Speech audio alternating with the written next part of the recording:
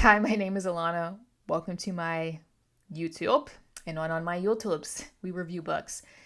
This, as you can tell by the title, this book review I think is overdue. Stoner by John Williams. One of my favorite books ever. And I've read it twice. The first time I read it was in 2014, and then the second time I read it was in 2021.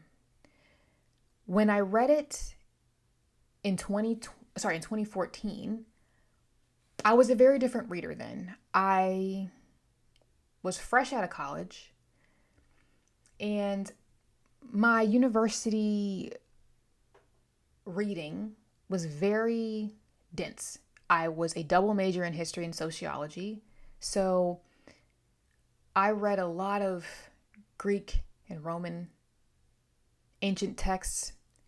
I read a lot of World War II texts. I read a lot of American Revolution text, Civil War text.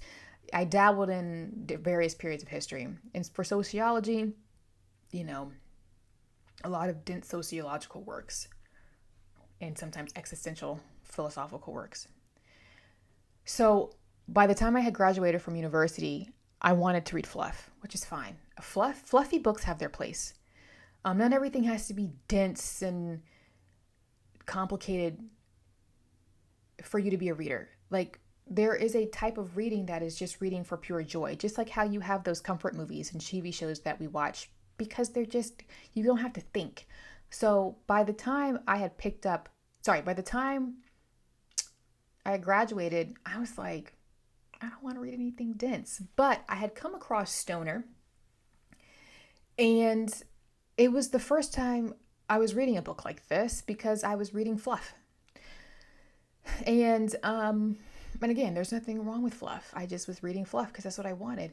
And I didn't appreciate it enough. Let me rephrase that. I couldn't fully appreciate Stoner when I read it in 2014 because I just wasn't in the mindset at that time to get it. That's not what I was reading. And it kind of pushed me outside of my comfort zone for recreational reading at that time. So I gave it a 3 out of 5. I remember mentally I kind of rated it like a 3, which is a blasphemy for me because now this book is a 5 out of 5. When I reread it in 2021, had become a very different reader. I want my books for the most part to be theses. Like, you can write a dissertation based off the content in the book, right? Fluff still has its place. I still have my fluffy reads, okay? But overall, I prefer my literature to be on the denser side. Reading it in 2021, I realized what a force to behold Stoner is. This is not going to be a long review. When I reviewed this in 2021, I was doing more detailed reviews, but they're not, as detailed as, how I started reviewing them maybe in 2022. I was starting to dabble in making my reviews longer and using quotes to back them up. So you're going to notice that this review is a lot shorter, but I am using quotes. And I can now elaborate as I'm talking, which is the beauty of YouTube. Stoner is a story about William Stoner, a man who forgoes being a farmer in the Midwest in the United States in the, what's the year? I was going to say he entered university in 1910. So he grew up as the child of a farmer, and worked the farm, and his parents expected him to do that, but he ends up pursuing academia at the University of Missouri. He's not a remarkable man, and I'm smiling because this is why this is why Stoner is so good. He's not a remarkable man. He's average. He's ordinary. He's quiet and unassuming. There's nothing about his appearance other than his height, perhaps, that is eye-catching. He is average in every way. And Williams weaves together the story of Stoner's life in a way to show that the mundane, is important. Average is important. Average has meaning. The average life is significant. This is an existential novel. Stoner is on a path to self-discovery, and his life as a student and then a professor of literature is what defines him. Stoner falls in love with books and literature. And he even writes, but he's a mediocre writer. Everything Stoner does is mediocre. So what makes this an existential novel? Stoner's existential crisis is that his internal brilliance does not manifest outwardly. Like I said, he's average. But he does internally have a spark. He cannot get that internal spark, that internal brilliance from the inside to the outside. His inner self, his inner man, he doesn't know how to portray that to the world. So what you're seeing is not the real Stoner, right? He's constantly experiencing this discord between himself and the world around him. Many times he cannot get his physical body to react what's going on in his mind. And that is such an uncomfortable tension to feel. He heard his own flat voice reciting the materials he had prepared, and nothing of his own excitement came through that recitation. When you're reading this book, you can constantly feel Stoner's loneliness and inability to truly connect with the people and the world around him. His marriage is infuriating. His marriage is a failure. His wife, Edith, is infuriating. She is, but I find her fascinating. On my third read of this book one day, I'm really going to dive into Edith because I think there's a lot to analyze there. His relationship with his parents is shallow, and even at university, Stoner always seems to be looking from the outside in. He just never quite fits in. Williams frequently alludes in this story, John Williams writes that Stoner's shoulders are constantly stooping. He's hunched over. He carries himself caved in on himself, though he's not an old man. I love this image because it goes back to Stoner's existential crisis and how his physical body is starting to show that his mental self and his physical self are not in accord. He cannot fully connect with the world around him. What's in here, he's not able to articulate it. And so it's almost like this burden. And you can tell that Stoner is lonely and weighed down, and he just can't seem to get things to be on one accord. It's not meshing. So this is what I'm going to say. I actually wrote this. When I wrote my review for this in 2021, I did a halfway review and then I did a final review. So what I just recapped was like my halfway review.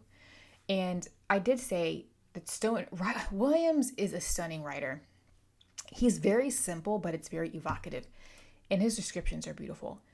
The only way I can really describe Williams' prose is that it's like moving in slow motion. It feels like time is standing still, and you get lost in his world. And especially in this particular book, Stoner's world is full of introversion, it's academic, and it's lonely. And you get so engrossed in it because it's so evocative that when you put the book down, it's almost jarring to realize that life was going on around me. When you read this book, you have tunnel vision. That's what his writing is. And it's true. It's deep literature and it's very smart, but it's also escapism. Gorgeous. Let's go back to how I sum up this book. This is the quote I used to sum it up. He thought he could feel the blood flowing invisibly through the tiny veins and arteries, throbbing delicately and precariously from his fingertips through his body.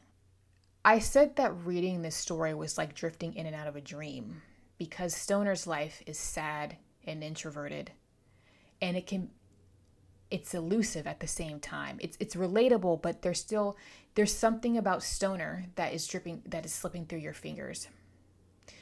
Williams' prose is ethereal. That's what I said. Direct and descriptive, but somehow languid. This is a story about introversion, loneliness, depression, existentialism, and hope deferred. We've all experienced having a dream and then that hard sinking feeling that life is not measuring up to our expectations. Those rose-colored glasses are gone, and there is a point in all of our lives where we get jaded. He had dreamed of a kind of integrity, of a purity that was entire. He had found compromise in the assaulting diversion of triviality. He had conceived wisdom, and at the end of the long years, he had found ignorance. And what else, he thought? What else? What did you expect? He asked himself.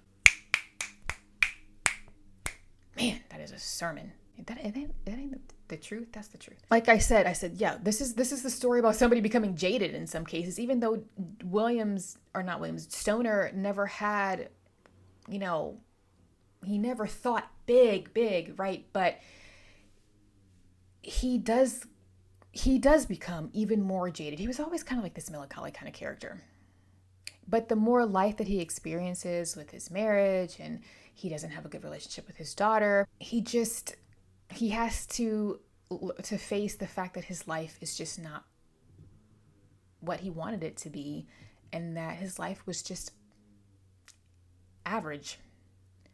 But William Stoner knew of the world in a way that few of his younger colleagues could understand.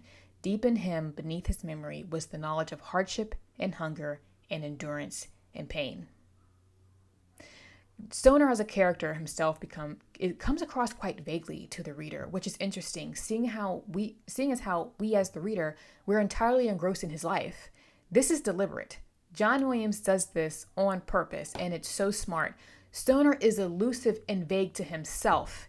He can't get past his own mind, his inside, his internal, and what's being portrayed. He can't get past that barrier.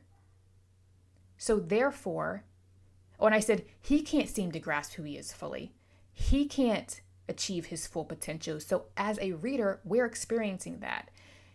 At times, there are times when he'll be at the brink of a brilliance. Like he's almost like, come on, bro, you're about to break through. And then it fades. That is why John Williams writes him this way. Because you feel that tension as the reader, but you can't even break past the barrier. Because Stoner can't break past the barrier. And here is a really, really great description that I think that sums all this up. He looked down at the table and saw between his arms the image of his face reflected in the high polish of the walnut top. The image was dark, and he could not make out its features. It was as if he saw a ghost glimmering unsubstantially out of the hardness coming to meet him. This is a novel I cannot rave about enough. I think about it all the time. And again, I read it in 2014, and there was still something about it then I couldn't quite shake, even though at that time I was a very different reader. But since rereading it in 2021, I still think about it. It is a brilliant piece of fiction. This is the novel about the average life, the seemingly unexceptional life that doesn't leave a mark on the world once it leaves. However, these nondescript souls are very important. They tell the tale of the common threads of life that we can all relate to: love, grief, death, hope, and feeling insignificant in a world that is out of our control.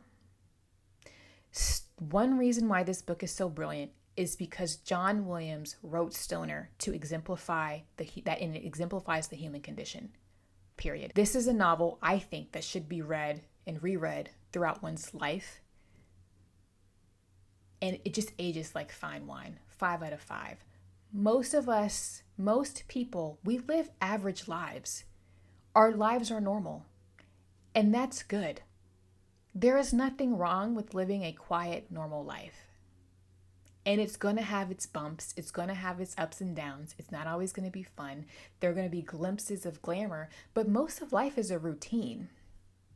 Now, you could say, and I'm full agreement, but you could say that, the whole 9-to-5 system that we in, the credit score system, not a fan. But, that quiet, routine life that just focuses on what your core values are: family, relationship, appreciating the beauty in the world that's around you, appreciating the little things in life, stopping to appreciate life in its simplicity. But, where we have a culture that says you need to hustle. hustle, hustle, hustle.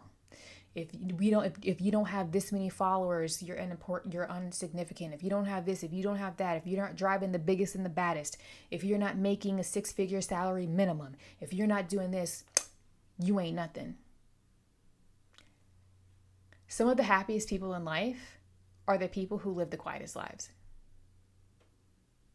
And even though Stoner is not necessarily a happy character, you can read past that and say his life did have meaning. Because his fictional life is paying homage to the life that most of us live, and it's giving those lives, which is the majority of life that most of us live on this earth. There are more than 8 billion people on this planet. That existence is normal and it's okay. And I'm going to leave it there. Have you read Stoner? Is Stoner on your to-do list? John Williams is one of my to-do lists, to read lists. John Williams is one of my favorites. If somebody were to ask me, oh, what's a book that is a must read? I'm going to say Stoner. Stoner. And I know people who read it who don't care for it, but it is a fantastic novel. I think it's worth it. Even if you don't end up being as obsessed about it, perhaps as I am, I think that it's a good one. If you were in the middle of, I think it's an excellent book to read if you're in a stage of life when you're questioning things and what does it mean to live a certain type of life. Maybe you're in the middle of an existential crisis yourself. If you like a little bit of philosophy in your reading, but you don't want it to be so heavy-handed, maybe a little bit more subtly done, okay, highly recommend. This is a book that I gift people, and it's typically successful. Feel free, I'm going to wrap it up. Feel free to like, subscribe, leave me a comment about this book. I still have Augustus to read by John Williams. I have read Butcher's Crossing, one of my top reads of 2023. Loved it. And yeah, also feel free to follow me. Did I say like, subscribe? If not, like, subscribe. And also feel free to follow me on Instagram, where I get up to more bookish shenanigans. I post all of my book content there first, and I like to post goofy things in the Instagram stories that have zero to do with books, because why not? Yeah, we're gonna wrap it up there. I'll see you in the next one.